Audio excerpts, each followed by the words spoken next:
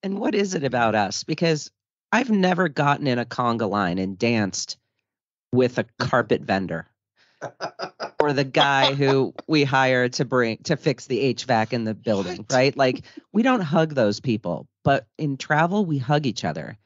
We dance together. We get in ridiculous conga lines. We cry when we have to part. Like, where do we come from? I never danced with the guy who I bought office supplies from. It just did, like. And that's the surprising fact. Yeah, that is a little surprising, Miriam, by the way.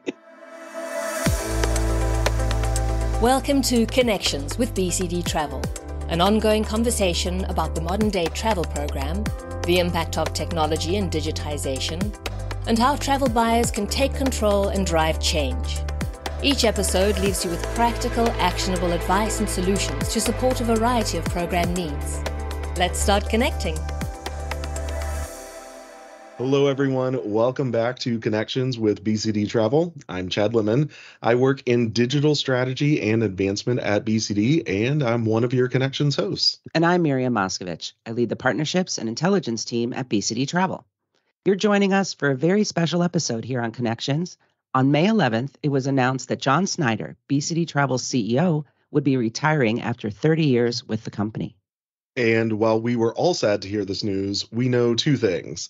The entire company is excited to welcome our incoming CEO and former BCD CFO. And second, that John Snyder will be living his best life starting July 1st. That's right. And speaking as someone who's been with the company about 2/3 of my adult career, my time working with John has mostly been around bringing some new ideas and concepts to BCD Travel. And John has always led with curiosity. Everything's always worth a conversation to talk about possibilities. And that's so cool to hear, Miriam. And while I'm still relatively new to BCD, I get where you're coming from. John has fostered an amazing culture here for sure. But why are we hogging all the spotlight? John, hello. Welcome to Connections. We are so thankful you're joining us today. I'm happy to. And, thank you for having me. And thank you for those wonderful comments to lead it off. I hope I'm entering a new stage. This can be the best stage of my life. So I hope you guys are right on that. But I'm really happy to join before I head off into the sunset here in about a week. John, we're so glad you're here to leave this digital soundbite for the BCD archives. So if you're ready, let's jump in. Let's do it.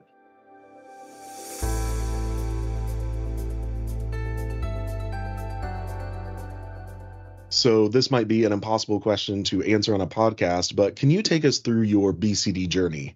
How did you get to where you are today? It really all sort of started in the early 90s. I really, out of the blue, I was working for U.S. Bank out of Minneapolis in their corporate credit card division. And out of the blue, I received a call from a gentleman named Alf Ray, who, unbeknownst to me, was the president of a company called World Travel Advisors down in Atlanta, Georgia. And he said, "Hey, we've got one of our biggest customers, CNN Turner Broadcasting. Could you come down and do a presentation with me next week to the head of travel and communications for Turner Broadcasting?" I said, "Well, sure, I'll take the day, come on down." So I flew down to Atlanta, and we went in and did a presentation to Bill Shaw, who is the leader over the travel organization and the expense and reporting side of their business. And after that presentation, Alf and I went and had a quick lunch and, just sort of hit it off. And about a week later, I was back in my office in Minneapolis, and I got a call from Alf asking if I'd be interested in coming to work for World Travel Advisors. Never had really thought about getting into the travel space before that, but I gave it some thought, and we chatted back and forth for a couple months. And next thing you know, I was packing my stuff and moving down to Atlanta, Georgia to work for what was originally World Travel Advisors, now BCD Travel.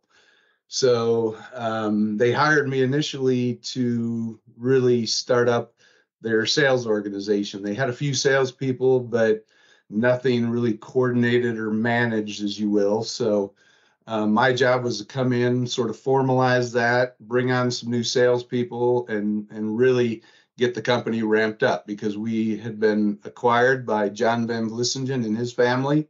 and their goal was to really grow this thing and become a major player in the travel space.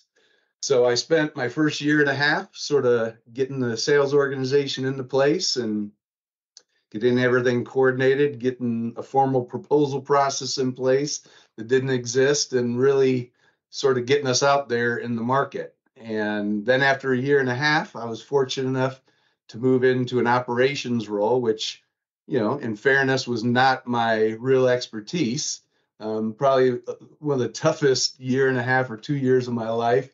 But it was a good time for me because I learned the extreme importance of our people while I was running the operations for that almost 2-year period. So then after that, I moved into a account management role for a couple of years, and then from there on into some senior leadership roles, originally running the Southeast region for then now World Travel Partners. We changed brands a couple times during my years at BCD. So I was running the Southeast region, and then eventually moved in as Chief Operating Officer, then President, and then CEO. So that just sort of gives you a little quick snapshot of my very long 31-year career with BCD Travel.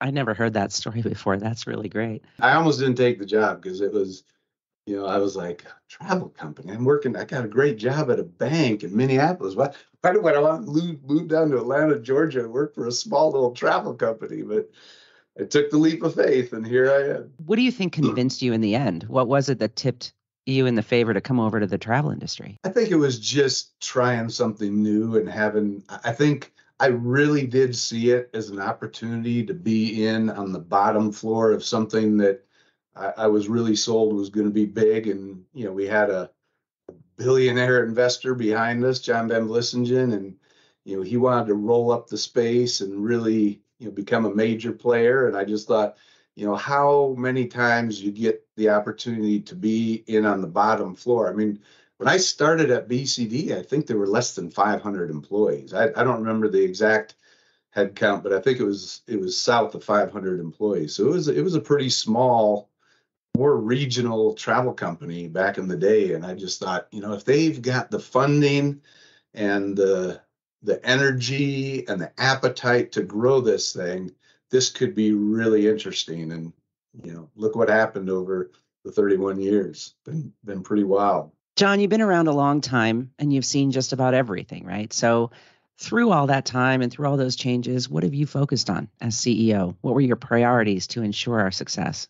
Yeah, I think that's a pretty easy one. The two things we've always focused on the most at BCD is the travel buyer and our people. Number one, my job as CEO was to make sure that BCD was always evolving in a way that sort of matched up with our clients' ever-evolving needs. I mean, man, I look back over those 31 years, how things have changed over that period of time. So, it's really that old saying, skating to where the puck is going to be, not to where the puck was. That's really a motto in travel. You've got to be sort of ahead of the game and skating to where the puck is going to be.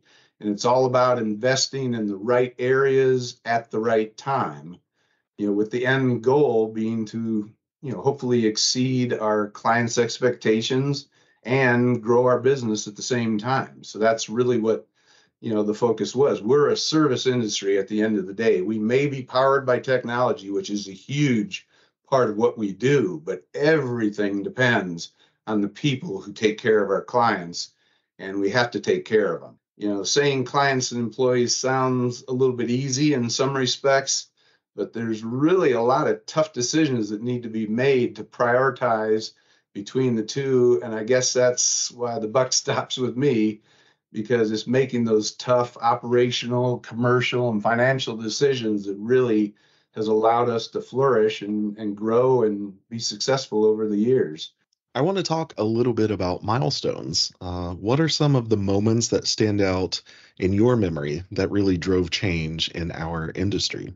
Oh man, Chad, that's a tough one, because with more than 30 years, that gives me a lot of things to choose from. But I'll try to narrow in on a couple things. I think one of the big ones that sort of comes to mind very quickly was the advent of e-tickets. I remember those days. I mean, think about it. For so long, you'd be heading to the airport with a paper ticket in your hand, and that was your security blanket. And I remember quite a few times leaving for the airport without my paper ticket. So I probably wish that back then I would have had an e-ticket, but that was just the reality of the day. And we had an extensive delivery network where we would deliver tickets all over the country. I mean, it was just a very different world. And e-tickets was a tough transition for a lot of people. Going to the airport without a paper ticket in your hand. Oh my God, that seems unbelievable. But it turned out to be just, I think, an early signal of many more technological innovations that were going to come over the years. The fact of the matter is, business travel is a people industry, but it's heavily powered by digital innovation. And another key moment probably was the advent of the online booking tools. That really changed the way people book travel and the way they travel. You also talk about all the different disruptive events we've been through, events like 9/11, the financial crisis, the ash clouds of 2010. Those all had a huge impact on our business. I remember during the ash clouds, I'll never forget the way our BCD colleagues around the world pulled out all the stops to get our clients back home. I mean, it was literally trains, planes, and automobiles. That was really the only answer. And who knows, there was probably even a hot air balloon thrown in there somewhere where someone had to get home, and that was the only route. But it was a crazy time. And at BCD, the ash clouds also prompted us to create a dedicated global crisis management team, which has been a huge asset for BCD. And of course, I'd be totally remiss if I didn't talk about the elephant in the room, the pandemic. We all know COVID threw the entire industry literally upside down overnight. But at the end of the day, it also proved the true value and resilience of our industry. For BCD and probably for many of our peers, it's been a time for us to clarify our purpose, recommit to the value that we provide to our travel buyers, and build forward to meet a new normal that's never going to stop changing. If there's ever been a perfect time to talk about successes, this is it. So what are you most proud of in terms of successes? What stands out to you? Probably one that really hits my radar was back in the late 1990s. I think it was 1998 to be exact, was when we acquired BTI Americas. That was really what put BCD on the map, if you will. We were really just sort of a small regional travel company, and we acquired a company that was twice our size, BTI Americas, and they were losing, if I remember, $10 million a year, which was more than we made. So it was a huge sort of bet all the chips kind of move for BCD. But we, as I'll say multiple times on this podcast, we have the best people in the industry, and we had them back then, and we integrated that acquisition, turned it around, and within a year, we're making money on that acquisition. So that was one that, without a doubt, was a huge milestone for BCD. I think another big one was back in 2006 when we launched the BCD travel brand. That was the time when we brought together the strength of three amazing travel management companies to create what we think is a global powerhouse at BCD. The TQ3, the travel company, and what was then, I guess, World Travel Partners, I believe at the time, to integrate into one brand, BCD Travel. And, that was really in response to a lot of our customers, who had told us, we had a great thing going with our old partner, Hogg Robinson, out of the UK. They sort of managed Europe and Asia. We managed all the Americas. But a lot of our customers, especially our big customers in the Americas, were telling us, we want one entity to deal with. We don't, you guys have done well with this partnership, but we want BCD to own the globe and to own the markets.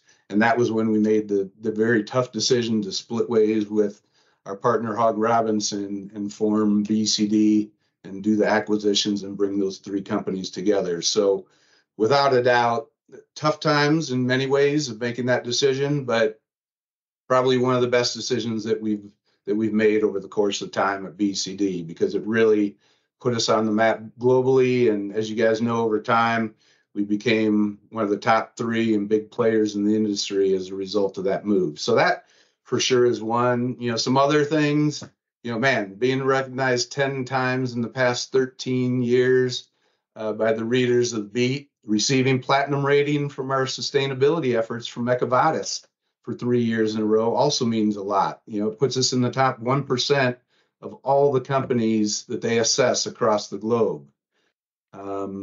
Another one probably being our incredible track record of client retention. We've achieved over 95% client retention for more than 10 years in a row. I mean, that's just phenomenal. And again, speaks to the incredible job being done by all the BCD employees across the globe. The list goes on, but those are really a few notables that sort of popped to the top of my head. And I assume you've been able to participate in some pretty incredible opportunities and events as well. Have there been any moments where you said to yourself, wow, I can't believe I'm standing here? We could do a 45-minute podcast if I reviewed all the things I've been so blessed and fortunate to do over the years. I mean, one thing I love about this industry, we work hard, but we like to play hard too. And that, I think, shows through.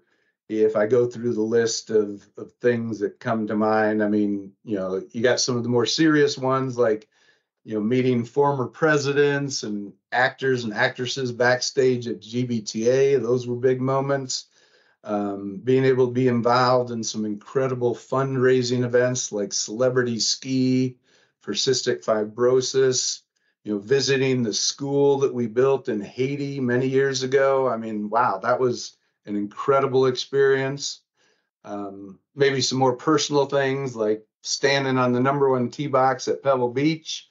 Not everyone gets to do that. I'm actually going to go this weekend, and so I'm doubly fortunate to be doing that pretty soon again. Or Sunday afternoon at Augusta National with some of our friends in the industry. Attending the Grammys or People Choice Awards in LA. Being part of new aircraft deliveries all around the world. I mean, so many special trips with our travel buyers and customers. I mean, again, the list goes on, but again, the best thing about this industry, we work hard, but we also know how to play hard. So it's been a great run. John, what are you going to miss the most after you retire? Oh man, that's the easiest question that you've asked. That's really a no-brainer. It's the people I've been so lucky and fortunate to lead and work with for so many years. I've always said my goal as BCD's leader was to never be the smartest person in the room. And I push myself and my leaders to hire the best and the brightest in the industry. And as a result, for the last 35 years, I've been fortunate to learn from the best and the brightest because we have them at BCD, and they've taught me a lot over the course of my career. I'm going to miss the way that they've inspired me and challenged me to be better. And, at the end of the day, they're not just my colleagues, they're my friends and part of my family. So it means a lot to me. I'm going to miss them dearly. But they can be rest assured I'll be watching from the sidelines and keeping a close eye on them. And it's just been always great because they've always pushed BCD and me to be better and to aim higher. And I know they'll continue that even as Stephan comes in. It's a great group and they're very inspirational.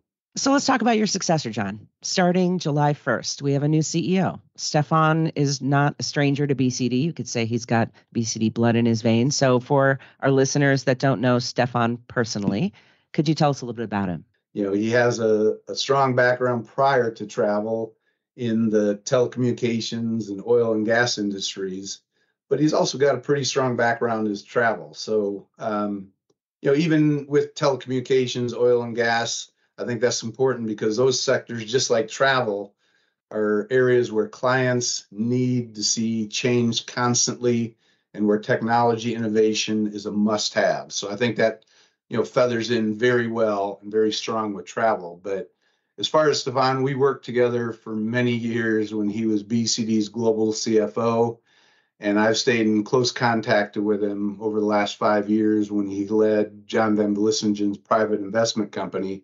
So we haven't lost touch over that time. And, even in the time when he was my CFO, in the early days when I became the CEO, we spent a lot of time on planes and BCD travel offices together. So I know him quite well. And, I got to tell you, those trips showed me two things about Stephan. Number one, he's much better about sleeping on planes than I am, which will be really important in this new role because he'll spend plenty of nights on planes. But Stephan also enjoys interacting with people, and people really enjoy interacting with him as well. So I think, people can sense he's sort of a no bullshit kind of guy who will always try to give them a straight answer. And I think that's pretty important. It especially is in our culture at BCD because, we've always, built the company on transparency and openness and access to senior leadership. So I think that trait will work really well for him.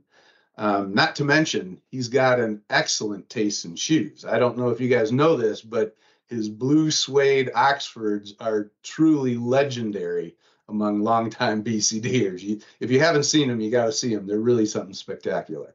Most CEO transitions always have a story going on in the background, but you've been pretty upfront about saying that this move will be seamless and easy. What is it about this transition that makes you say, if ever there was a perfect handoff, this is it? For me, it was super important that I stick around until BCD was well on the road to recovery after the pandemic. You guys know very well those first few years of the pandemic were really tough. And I didn't want to be stepping out in the middle of all that. Wanted to make sure that we were in a really good place. And we are in a really great place. Our performance during the recovery, quite honestly, has exceeded my expectations. And that's really thanks to the teams around the world who have absolutely stepped up as travel ramped back up. It wasn't easy and it wasn't without a lot of pain, but our teams really made it happen for our customers and for BCD. And we have the incredible luxury of handing over the reins to someone who actually knows the industry, knows the company, and knows our culture. That is so, so important at BCD. We are a family company, and Stephan has our founder and shareholders' complete confidence, which is going to make his job a lot easier as well. So I really don't think there's a better person to take BCD to the next level and to the next stage of the company's success. Well, you just mentioned BCD's culture, and I have said it many times, but personally, I think the culture here is so unlike anywhere I have ever worked. It's open, it's inclusive, it's truthful. It's pretty amazing. What advice do you have for those listening about how to build that type of culture that will outlast, even you as a CEO? Chad, that without a doubt is the number one thing I'm the most proud about at BCD is the culture that we've been able to build. It's surely not me. It's the entire team that has built the culture that has made BCD the great company that it is today. But our culture is really a differentiator for BCD, and it's a culture that's built on trust, transparency, and teamwork. And those are things that you have to build over many, many years. It's not something you can build overnight. To establish a strong culture, you really have to identify the values that align with your mission and vision. You've got to articulate them, and then you've got to go live with them from the top down and the bottom up. You have to give people opportunities to recognize others and be recognized themselves for living the values. And the most important thing, you have to protect and care for the culture. It's not a set it and forget it kind of thing. If you do that, your culture is going to break down very quickly. John, last question. What do you hope your legacy is? What do you hope folks remember about your time with BCD? That word legacy is a tough one. But if I'm honest, we just talked about it. The culture we all built together, that's number one, without a doubt. If I when I walk away in a week and a half, I've left behind a culture that I can be extremely proud of, and that I know the leadership team will continue to grow and accelerate. But I also hope that they remember it as a time of fun, excitement, and growth. I mean, it's been a wild ride. I mean, my 31 years here, I look back and it's just been a blur. But we've always had fun. We've always enjoyed it. And at the same time, we've never lost sight of our core values. And I think that's very important. You got to make it fun, but you got to keep your core values in mind all along the way. An environment where anyone could speak their mind and give their opinion, I think, was ultra important at BCD. If you're not able to do that, the company's not going to grow and expand, and you're not going to take advantage of all the talent that you have across the company. At the end of the day, even in the toughest of times, we always came together as a team. That was the number one thing at BCD. It wasn't me. It was always a team. We set our sights on being the world's most trusted, innovative, and sustainable TMC. And quite honestly, we pushed the boundaries of what TMCs can do and the kind of value we can give to our travel buyers. So I hope they remember the challenges we overcame with pride, and again, how we always came together as a team.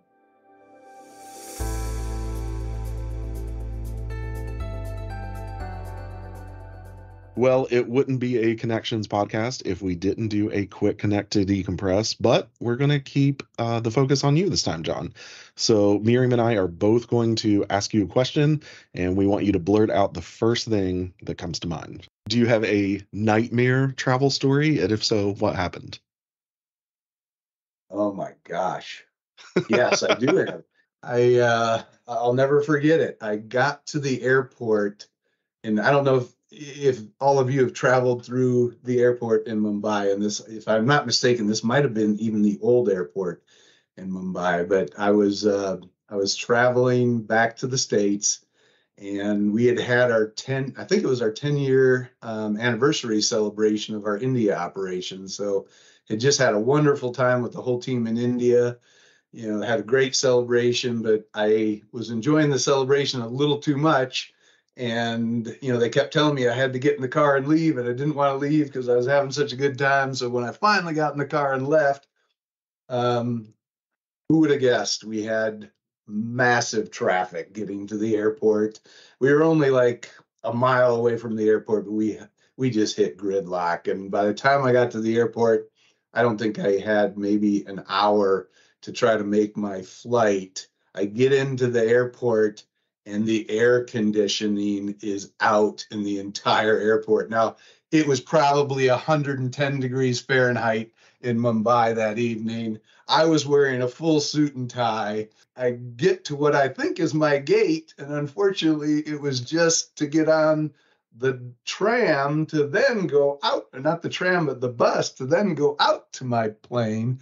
And so then I got crammed in with about 200 of my closest friends while I'm dripping sweat from every ounce of my body.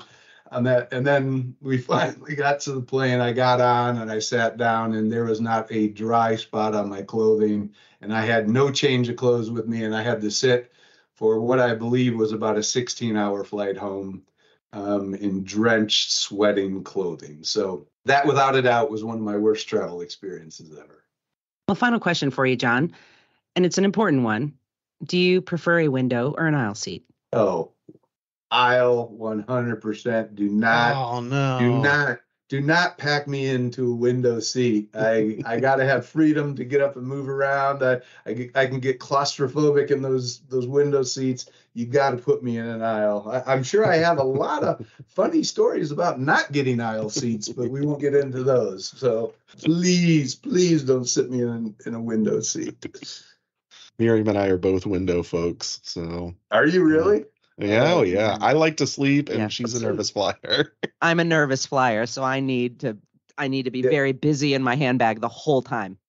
And I would think if you're a busy traveler, you'd want the aisle so you can get up and move around and have freedom. I mean, where am I going to go? Where am I going? Where are you going? There's nothing worse than when you're stuck in a window seat and, the person next to you is eating their meal or something's going on and you can't get out and you're trapped in there. I mean, I can't do it. I can't do it.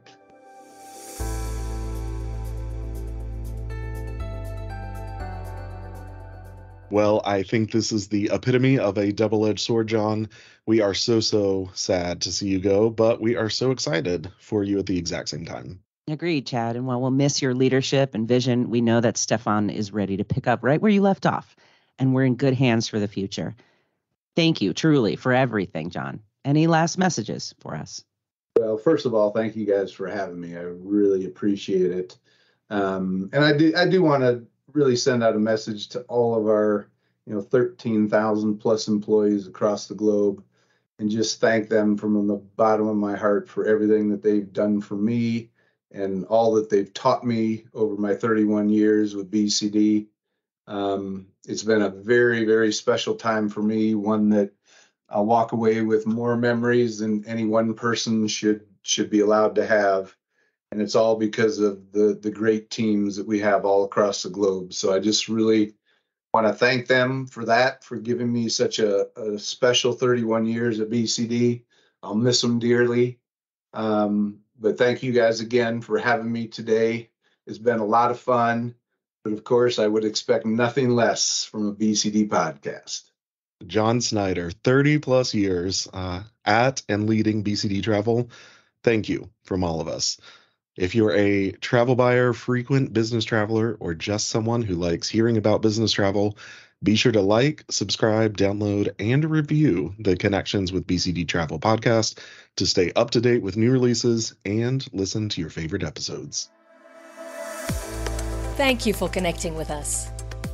BCD Travel helps customers travel smart and achieve more. We make this happen in over 100 countries with a global client retention rate of 97%, the highest in the industry. Learn more about the information you heard today and what BCD Travel can do for you by visiting bcdtravel.com/podcast.